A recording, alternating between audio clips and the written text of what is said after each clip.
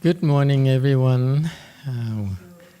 Thanks for coming. We're here at Blue Mountain Temple for our Chan class today. Let's see what are we going to talk about today. Anything you like to talk about? Yes, sir. Green. Sounds greedy. Thank you, Master.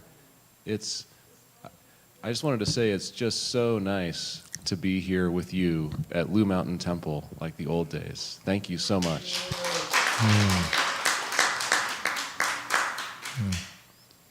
And I had forgotten just how hard the floors are here. And at first I was like, man, this hurts like crazy, like on the sides of my feet. And then I found myself, adjusting, and I actually had a longer sit, much easier than usual today. So thank you also for the very, very hard floors. It helped my sit. Thank you. Very good. Thank you for your feedback. Yes, it's nice to be here with you again. Yes, the floor is kind of hard, and we apologize. Actually, no, we don't. I didn't mean it. There's polite and there is truthful.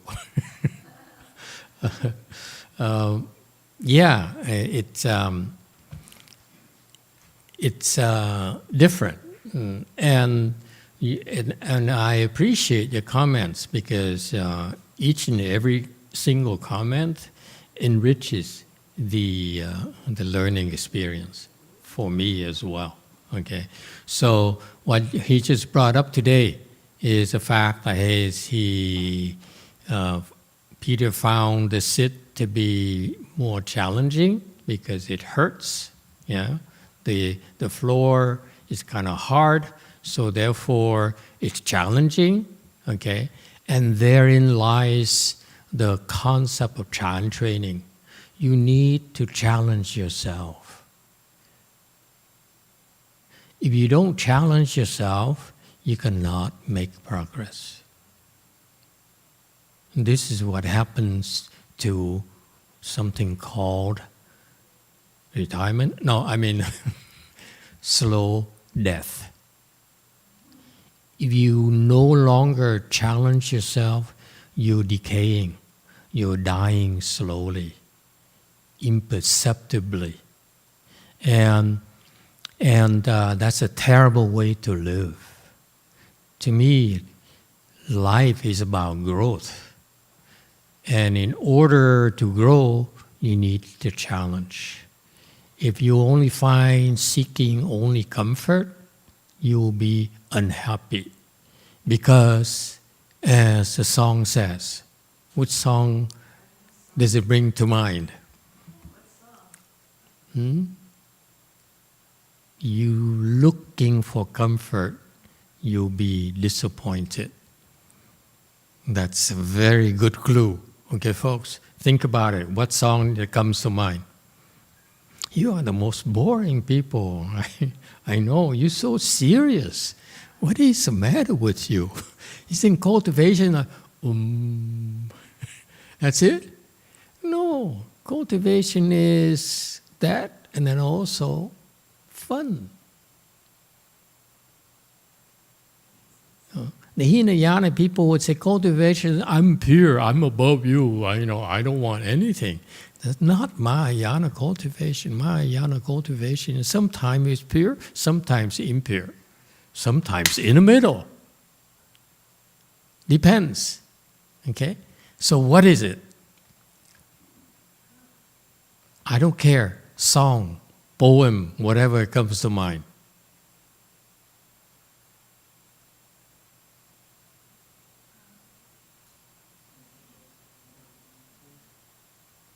It's a recent song. I'm not talking about the 60s either. Come on. She's about giving me a 60s song. No. Okay, not even 70s. No, even more recent than 70s. What?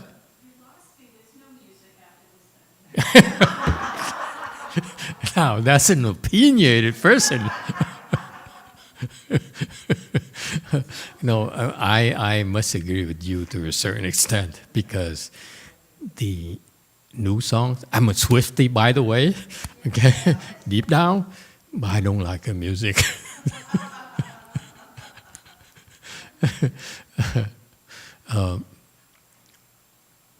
What song are we talking about? I still can't find what I am looking for.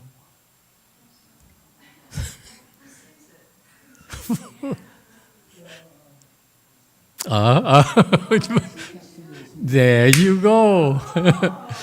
Still haven't found what I'm looking for. There you go. Nice. Yeah. First impression is when you hear that song is that's real music, right? I mean, it grabs your attention right away. Your eyes can be closed, you can be sleepy, okay, and yearning for some coffee or drugs, whatever, okay. But when you turn on that song, it's like, oh, right? It perks you up. That is music to me, okay, and yes, Red.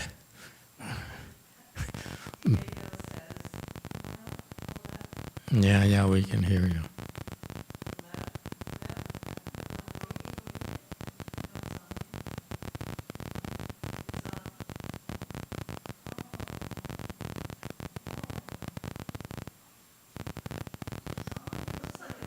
Yeah, it was working yesterday. So today, no reds, only yellow.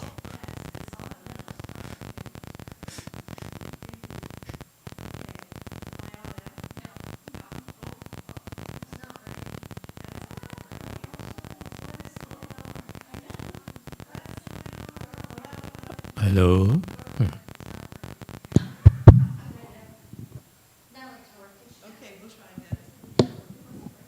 Okay, now. Diego has a comment. He says, Emitofuo, Master, how about Metallica? What doesn't kill you makes you stronger. Okay. Metallica? Yeah. Does it cost a lot to pay for royalties for these things? They've been put in our videos. Huh? I pitch in. Because I want to hear, I still, like the young lady there. Yeah, it's so cool, man. It's an affirmation, an admiration of great works. Yeah, artistry, and so the song there. By the way, I was meditating this morning before coming here, and then that song came to mind, and so I couldn't quite make out the lyrics, so look at the lyrics. You know what I realized? I thought it was a love song, but it's really not a love song. What is it? To me, he's talking about God.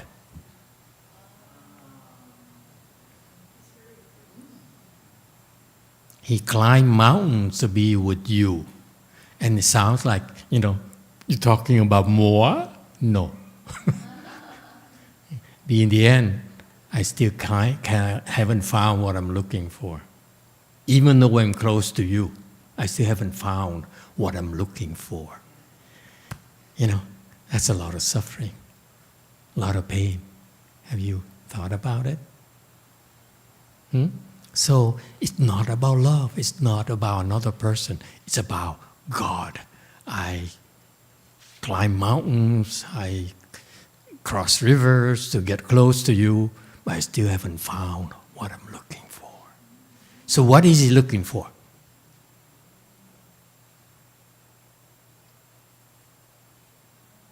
Yes, Green. Eternal happiness. Internal happiness as compared to external happiness. Could you share with us the difference Being between in a constant state of blissful arousal. blissful arousal? That's what most people are looking for. Everything they do. That's what you're looking for, sir. Everything they do. Blissful arousal. Constant blissful arousal. Everything they do pleases them. Wow, you're radical. Be in You the got to street. be 60s, 70s. I'm not necessarily subscribing to a constant state of Wow, bliss. that's interesting. His perspectives, constant, blissful arousal. That's rather non-Buddhist. Well, I like it. It's so original. It's a statement, you know. He's been thinking about it for a long time, clearly.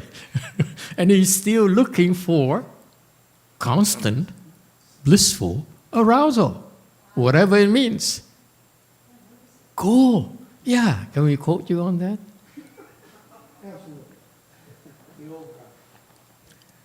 Close. What is he looking for? Why is he looking? He's looking because something is missing in his life. Yeah? That's why we're looking. Okay? If something is missing in your life, what does it mean? There is a certain amount of suffering. Yeah? And that's what the Buddha teaches. He says, suffering. Doesn't matter who you are. If you still haven't found what you're looking for, you like Jung is suffering. He may be smiling, but inside he's suffering. That's why gray beard, okay, says constant, blissful something. Okay? So think about it. Isn't it interesting that we are every day looking for something?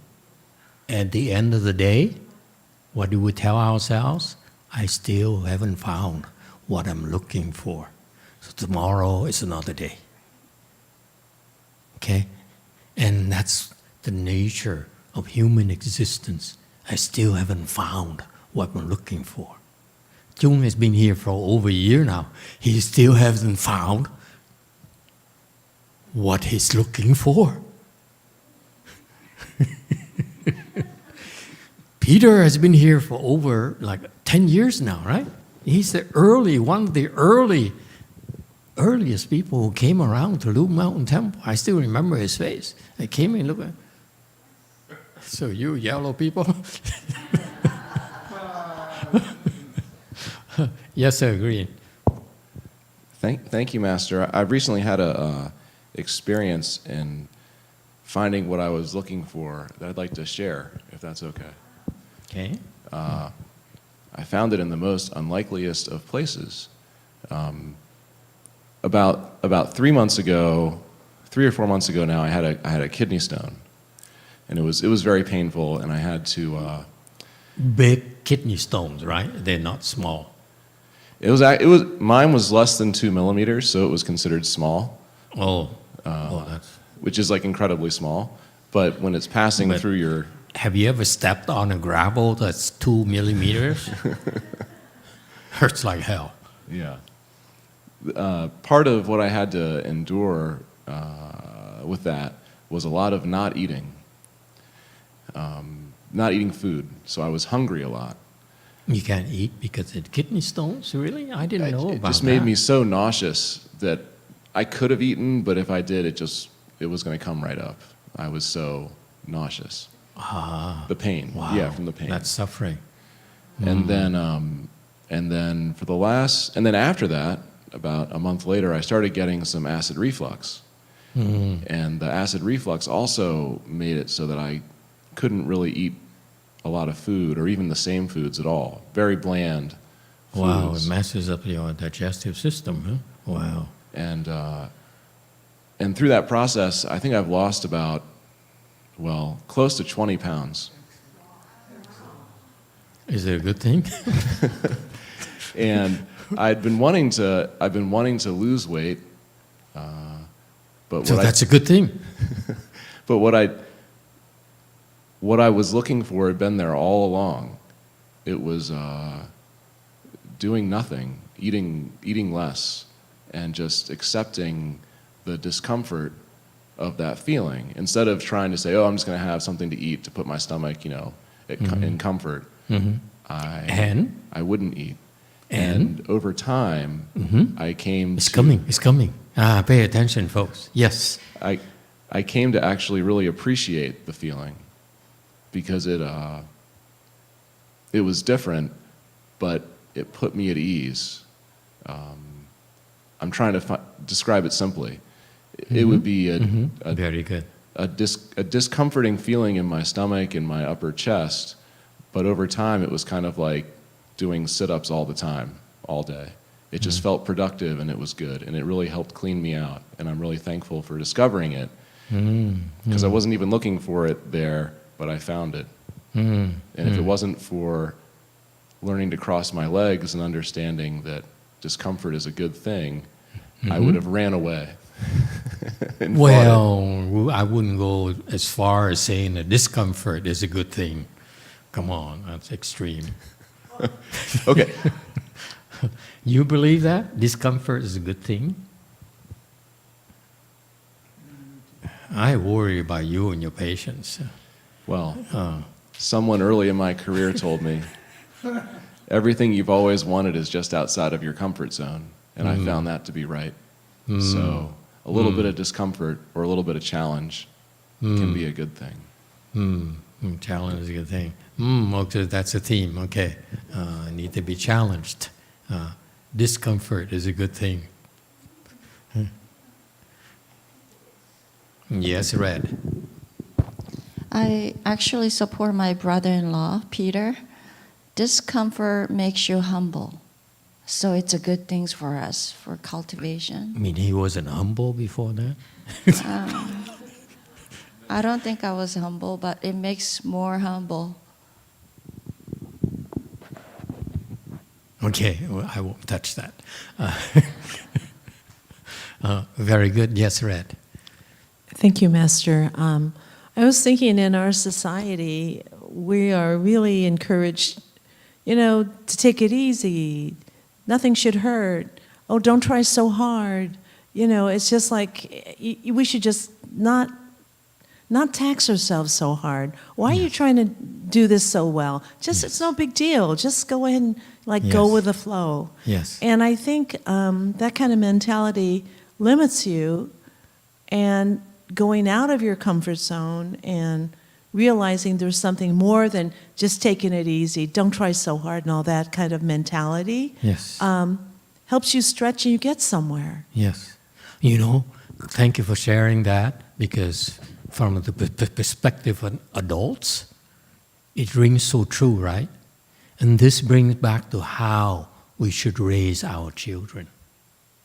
If we raise our children and are overprotective, shield them from all sorts of sufferings and challenges, they will grow up to be weak.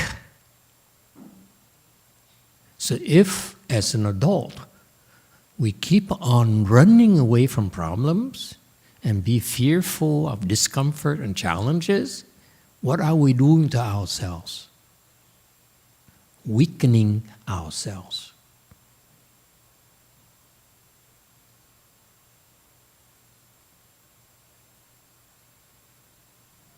There's no way to live. It's slow death. It's decay. And yet, the overwhelming majority of the people is doing that. Have you thought about it? This is why they need people like MJ, I don't feel good, help me, make me feel better. They're always looking for comfort and support. And that means they're seeking outside. And when there's a problem, when the external help is not there, they crumble, they shrivel, and they die. They become depressed. And that is how modern day people live. Have you thought about it? And that's called smart. That's called being savvy. Savvy people, you should learn, you should know better, and position yourself to avoid challenges, to avoid difficulties, and run away from discomfort. And you can do that up to a certain point until one day you can not run away, can no longer run away from what? Your own illnesses. Because for all of us, physically, our bodies are decaying. Like it or not, it's decaying. We're dying slowly. Okay? There's pain that's being built up incrementally every day because of the decay that our body experiences. Okay? And we're ill-prepared. We realize ill-prepared for that slow death, that slow decay that is a constant in our lives. You keep on trying to run away, and what do you call music? What do you call entertainment? There's a word for it. One word. Distraction. When you're suffering, what do people do? They distract themselves. And they're proud of it. They say, let me find another way to distract myself. Instead of when it comes to the time in Peter's case where he had kidney stones, okay? And the pain only increases. Okay? And he's lucky, he has blessings so that he was able to choose to endure the discomfort because that's the only thing left that he could do. And that's the nature of blessings, by the way. You don't have blessings, what would he do? He would do like Elon.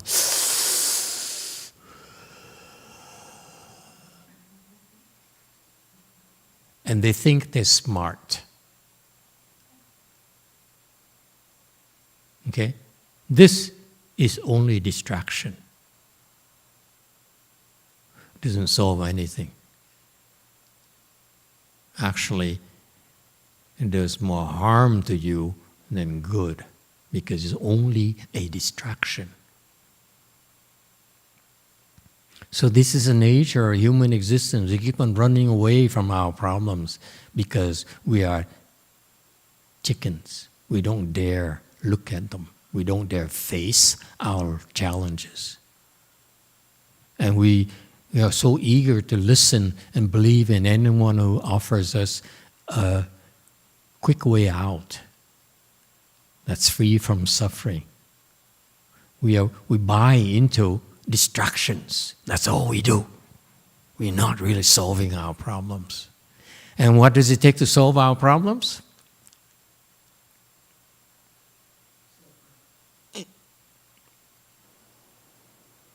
Face it and endure. You'll be amazed on what you're capable of doing yourself if you have the proper training, if you have the proper skills. Yes, Green. Thank you, Master. That's exactly what I found, just to share. It was, don't try to distract myself from the discomfort. Focus on the problem and embrace it. Yeah. Face it, embrace it. Yeah. Okay, and endure. Yeah. This is Chan training, by the way. The Chan training, we tell you to cross your legs. We ask you to come and get early on Saturday morning, okay, and drive to the temple and sit down on a hard floor. Okay, give the gentleman there something softer because, he should be have more compassion. It hurts too for him. For newcomers, be kind, okay? Because they're not used to the training that we put you through, especially newcomers. Be more mindful, okay?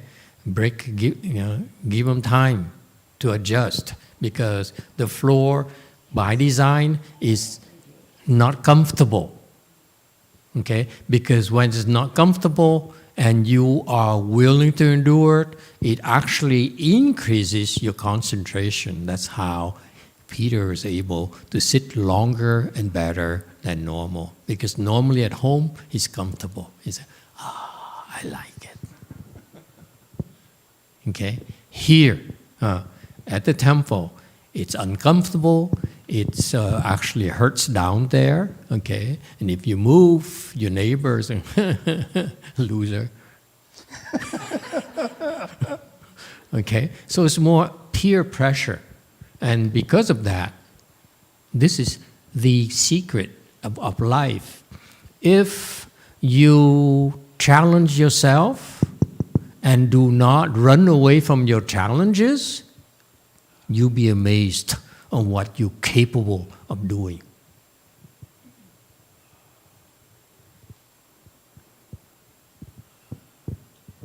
Yes, yellow. Master, what I've observed also is not only do people seek distractions when they're in pain, but they also seek to blame something outside of themselves for the pain. And so they tend to project it on the people around them. This is the reason I'm in pain. If this person just stopped doing this, I would feel better. If this situation would improve, I wouldn't be so depressed. And they're always looking out here to try to manage the external environment to control the pain. Yes, they're making excuses. Okay? It's only because they lack the training on how to cope with the life's challenges. I want you to think about it. The spiritual training is not about being with God or being with Buddha and so forth. It's very, very practical. Okay? It trains you to better cope with life. Because you look at all the education training we have, whether you're going to your formal education and professional training, you still can't effectively cope with your life at all, your life challenges. Okay? These powerful men I met, as soon as they found out they have cancer, they shrivel and they are so fearful for their lives. And they go home and they're so stressed out. And the first thing they do, these powerful men I used to work for, is they grab a drink and drink themselves into oblivion. Because it's too much. The mind can't take it anymore. They have to distract themselves. Okay? And then look at their family and they blame me. You say, I work so hard. What is it that you do for me? Why are you making life more difficult for me? Or the wives and all the end look at the husband and say, we were so happy at home until you come home. So it's a mutual blaming. And on and on and on.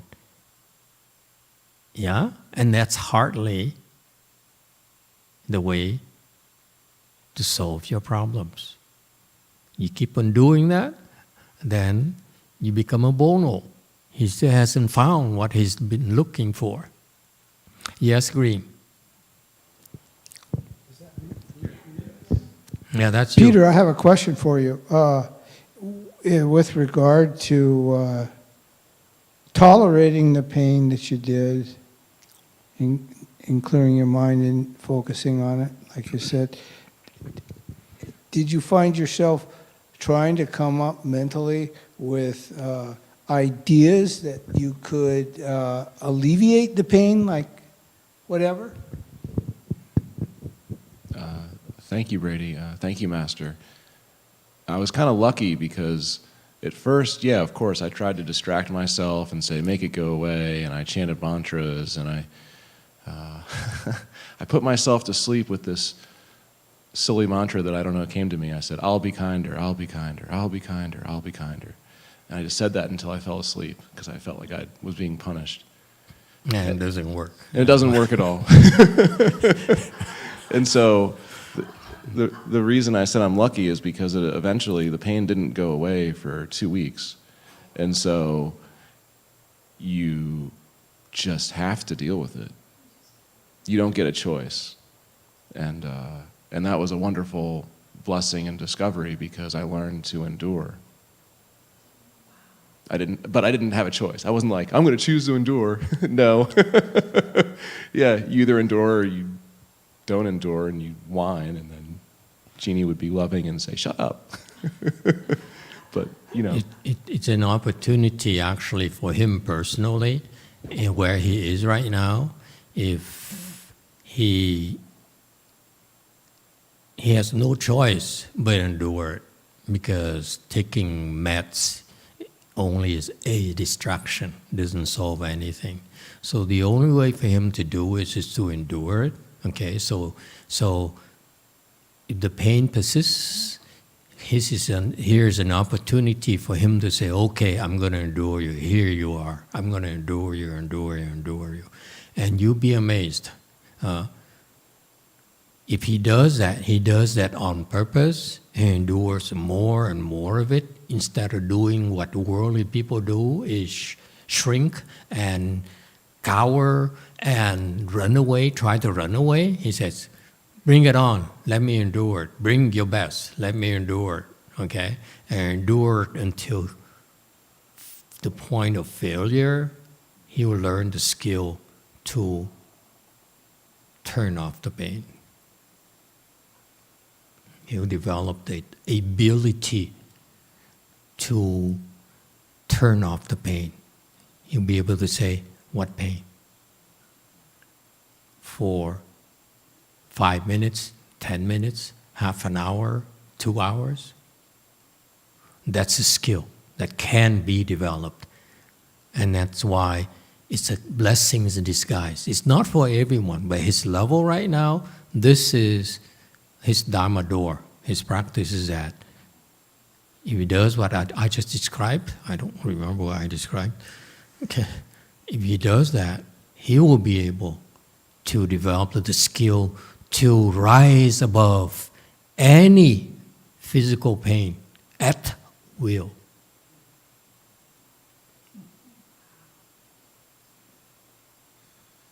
If you can't do that, forget about fixing it.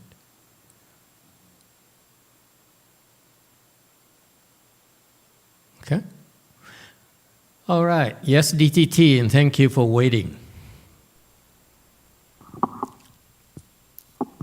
Yes, my sister-in-law in Hong Kong wants to know how to throw away Kuomintang.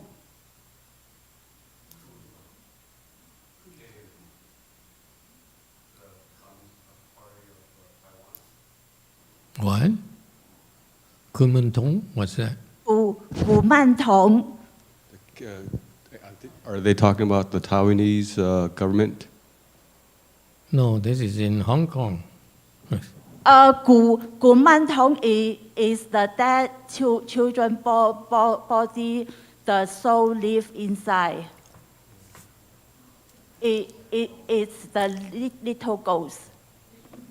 Kuomintang. Could Do you someone buy help any? us out, explain to us what she's referring to? Yellow. Hello. So it's like a doll. They have the possess the spirit inside of the doll. Yeah, Kumathong. It's like a Thai. Yes, Thailand. Yeah, Thai. Yeah. Thailand, Kumanthong. Thai Thailand spirit. in Hong Kong. Yeah, giống như là bùa ngải á thầy. Okay, the Yeah, voodoo giống- thing. Voodoo, Okay, voodoo, voodoo something thing. like that. Yeah. So good luck to her. What do you want?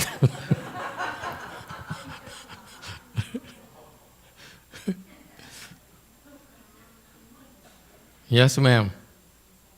So give it away. Why? What's the problem?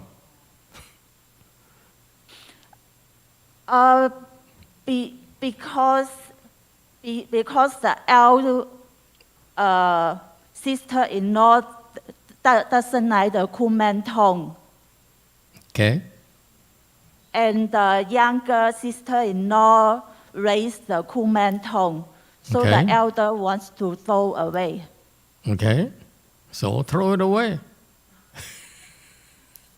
Oh, Huh?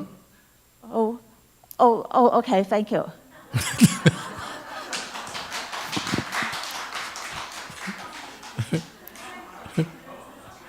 Okay, goodbye.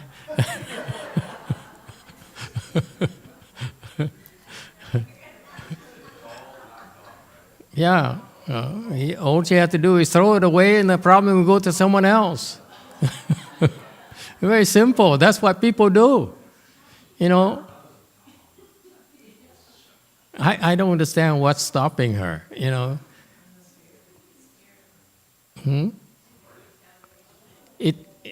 She shouldn't have to worry about it because usually she's worried that the Kumanthong here is going to come back to her. I would fly to the Amazon and drop it. Okay? They may have some powers, but they have limitations.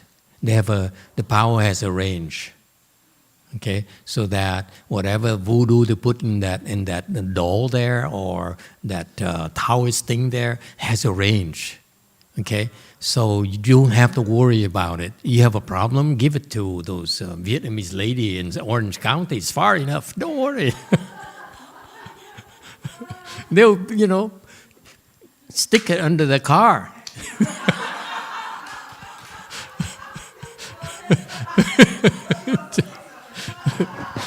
As long as it's far enough from us, we don't have a problem anymore. Yes, Red. Dạ, kính thưa Thầy, cái vấn đề này con đã bị 10 năm về trước. See, she has experience. Dạ, rất là nặng luôn á Thầy. Có nghĩa là con không biết, con đi với một người bạn tới một cái ngôi chùa, có một cái gia đó, rồi họ cúng buổi tối xong tự nhiên con thấy một cái người đó ngồi, sau một lát con về con nằm ngủ á, con thấy cái người đó đi vào trong cái chỗ cái đỉnh đầu của con, và con đã gây lộn với người đó, con nói cô là quỷ, thì con thấy cái người đó bay vào trong đầu của con, và sáng hôm sau người con nó mệt hết cả người luôn, và bắt đầu từ đó con bị sốt, mà đi tất cả những nhà thương, tất cả những mọi nơi đều không biết con bệnh gì, mà con đến đổi mà con đau đầu như là kim côn của con không biết là Tôn Ngộ Không sao mà nó đau lắm, đau ngày đau đêm, đau 24 tiếng. Rồi mỗi buổi sáng con ngủ dậy đó là con nói với chồng con là có một cái thứ gì để chích cho con chết không. Tại vì con ngủ không được, mỗi lần con ngủ con nhắm mắt lại đó là con thấy toàn là những cái thứ gì đâu không mà. Con không bao giờ ngủ được. Con đi bác sĩ, đi nhà thương nó đuổi con, biểu đi về đi. Cô bị khùng hả, đi vô đây, nhưng mà con muốn con năn nỉ, con xin nằm lại, rồi con bị sợ hãi nữa. Kinh hoàng, rất là sợ, con nhìn cái gì con cũng sợ. Mà con phải kéo dài như vậy là mấy năm trời như vậy đó Thầy. Mà xong con không uống thuốc được luôn. Nó không cho con uống thuốc. Mỗi lần con uống thuốc vô con sẽ bị đau hơn. Thuốc bắc cũng bị đau hơn. Xong rồi lúc đó con bắt đầu con không biết làm sao. Con lễ Phật không được. Mỗi lần con tới tượng Phật là con không thể niệm Phật được nữa. Không cho con niệm Phật luôn, không cho con trì chú luôn, không cho con làm gì hết. Coi như con phải đau đớn vô cùng tận. Và con nói trời, con phải chịu kéo dài cái này tới bao nhiêu lâu mà con không thể tự tử được, tại vì con biết là đạo Phật không thể tự tử. Con phải chịu cái sự đau đớn khủng hoảng và khủng khiếp như là một cái địa ngục trần gian vậy đó. Và con đi tất cả những thầy bà này kia nọ đủ thứ hết trơn. Lúc đó con quýnh lên rồi con không biết gì nữa hết.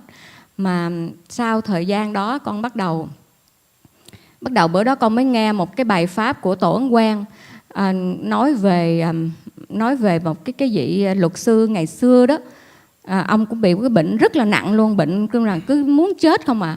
Thì lúc đó là đêm đó thì có Đức Quan Âm, Đức Văn Thù và một vị hình như Đức Phổ Hiền hiện ra, nói là ông nhờ ông tu cho nên biến trọng báo thành khinh báo. Có nghĩa là nhờ đời trước ông là một cái người sát nhân rất là nhiều, nếu mà đời này ông không có biết tu á, là đời sau ông sẽ đọa địa ngục.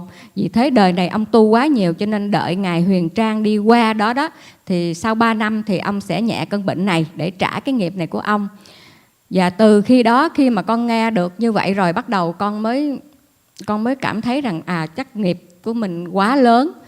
Vì thế cho nên con đã bắt đầu con cố gắng con niệm Phật trong cái đau khổ lắm. Niệm Phật không được, nó đau khủng khiếp lắm thầy. Mỗi lần niệm là đau vô cùng lắm. Con không biết cái đau nó như thế nào nữa. Nó khổ ải khủng khiếp.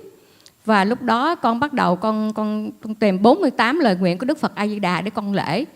Thì mỗi ngày con ráng cố gắng con lễ. Và con nghĩ tới những cái người ta bị què chân mà người ta cũng đảnh lễ Phật. Rồi lúc đó đầu óc con nó rất không có thể định được. Thì con mới quỳ trước Phật, con nói là con khóc với Phật, con nói là con không thể niệm Phật được, mà con không nghĩ tới Phật được nữa. Con bị một cái nghiệp quá nặng cho nên con xin lấy cái thân này của con lễ Phật và xin Phật chứng minh cho con với cái lòng trung thành của con đối với Phật. Con không bao giờ bỏ Phật, cho dù con chết tại đây con cũng không bỏ Phật nữa. Và từ đó thì con đi tìm được thuốc tào con uống. Thì lúc đó con mới uống được, cho con uống chút xíu thôi. Thì bắt đầu cái nghiệp của con lần lần nó tan từ từ và con lễ Phật được, con niệm Phật được cho tới ngày hôm nay. Dạ, Nam Mô A Di Đà Phật. Trải qua rất là nặng nề, sự kinh khủng và khủng khiếp trong cái cuộc đời của con, cái giai đoạn đó. Dạ.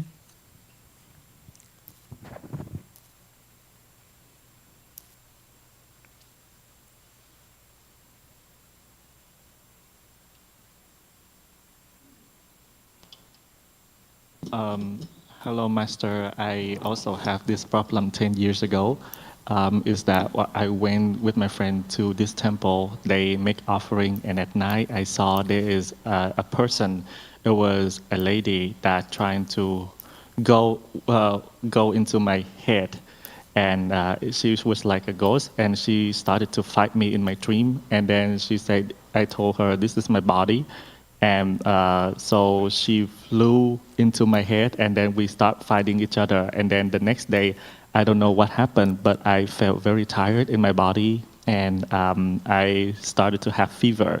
And I went everywhere from hospital to hospital, trying to cure the problem. But I don't know what happened, but it was very painful. I have a headache for like 24 hours. And I even tell my husband that, can you just like give me some kind of medicine or trying to inject something in my body so that I just pass away. I even like beg to have that kind of things. And when I lie down, I sleep, I dream of something really terrible. And I was fearful and that happened for a very long time. And I cannot even drink medicine or anything. It's just so painful. And every time that I bow to the Buddha or recite a mantra, it hurts so bad. And to the point I could not even bow or recite mantra. And that pain was so bad. It's just like I falling into the hell in this living. And so later on, I even go to others like voodoo master or any kind of spiritual practice that can help me take away this problem. But it failed in vain. So then later on, I've listened to one of the Dharma talk of Master Yin Quang about a person that he was a monk, and at night he dreamed of Kuan Yin Bodhisattva, and Manchushri Bodhisattva appeared in his dream telling him that he had created a very heavy killing karma. He killed a lot of people. but because of his cultivation this life, what he go through right now, it has lessened in the effect, and he just need to wait until Master Xuan Zhang pass by 3 years later, and his karma will be lessened. And at that time, I thought about myself similar to this situation, my karma, and therefore I bowed to the Buddha, even though it was so hurt. I found the 48 vows of Amitabha Buddha, and even though my body is still in pain, I thought of the people who was disabled and handicapped. They still try their best to bow to the Buddha. So I exhaust all of my effort. I cry and I ask, pray for the Buddha witness and approve for me whether I die right now or not. I will try my best to not give up and still believe in this path. And then later on, gradually, I was able to find Chinese medicine, and gradually it's become better. So passing through this experience, those are the time that is like the most horrible thing that happened in my life. Wow, that's impressive. That's a lot of suffering for many years. Mm-hmm.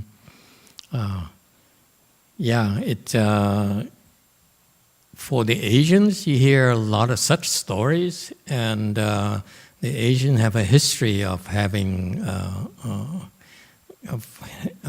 many such stories. A lot more commonplace than you think in Asia, but also here in the U.S. and the West as well. It's just that people dismiss it as superstition and nonsense and so forth. But you're talking about visible world and invisible world. You know, there's invisible beings that possess her, came into her, and caused a lot of problems. That's real. Okay. Whether you believe or not is irrelevant. It's the pain is real to such people. So, but unfortunately, the Westerners are very skeptical. Okay, and therefore they can't help much. So in her case, unlike the doll there, the voodoo doll, and the voodoo doll, you can simply dump in the garbage, and then the Hong Kong garbage company would send it to China, and then eventually the Chinese will send it to the Philippines. This is what we do. We pass the buck. That's all we do. Okay? But when someone possesses you and causes problems like that, how are you going to get rid of it? Okay? And the moral of her story is that there are some spiritual solutions. When all else fails, you can turn to spirituality. And there's always hope. Okay? And for her case, she believed, and she never gave up. You have no choice. Your body is suffering. Your life is a lot of suffering. So you have no choice. You have to learn. So this is where the Chan training is very important. It gives you the ability to endure what's difficult to endure. And this is the core of the Chan training. Okay? So challenge yourself more and more and more. You won't be sorry, I guarantee it. Okay? Don't look at me. It's not about me. It's not about people around you. It's about you deciding, choosing to challenge yourself. Okay? More and more and more. This is how you grow. This is how you become a better person. And if in the process of this Chan training here, and you're improving, will reach a point in time, and let me warn you, well, you will decide to run away, like many losers did. It's because our particular Chan training is very, very different in most Chan training. For you to continue to become better and better and better, there's one requirement only. You have to become a better person here.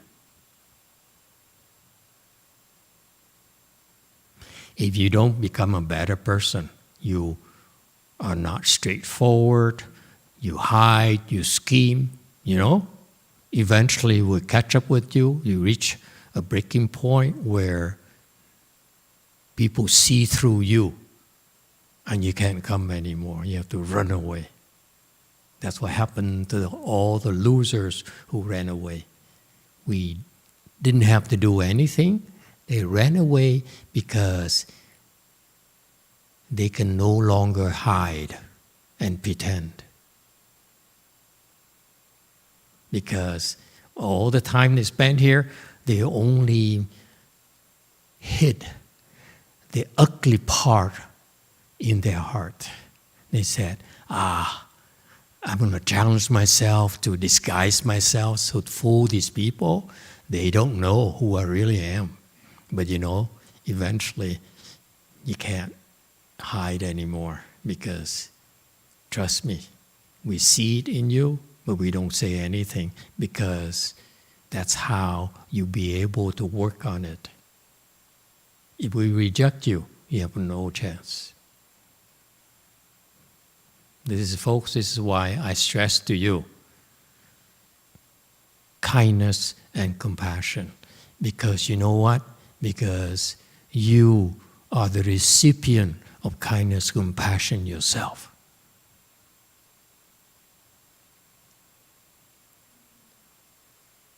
It's real.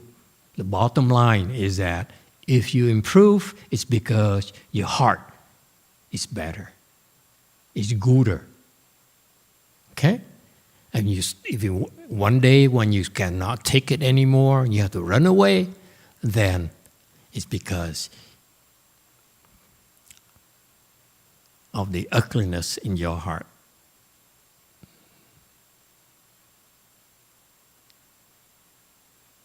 It's brutal. This is the reality. There's no denying it, no disguising it. It catches up with you. You can pretend all you want, and we patiently wait until one day you have to say, okay, I'm done with pretending, okay? These people have been most patient with me, okay? Let me pay them back by stopping pretending. If you trust me, you can fool me, you can fool others, but you cannot fool my Dharma protectors. You cannot fool the Buddhas. You cannot fool the Bodhisattvas. They know. There's no point. Okay? It's very simple. So Chan practice is be true, be direct. Don't need to beat around the bush. Be who you are. Be truthful to yourself. And become a better person here. Okay? Stop here today. Thank you, everyone.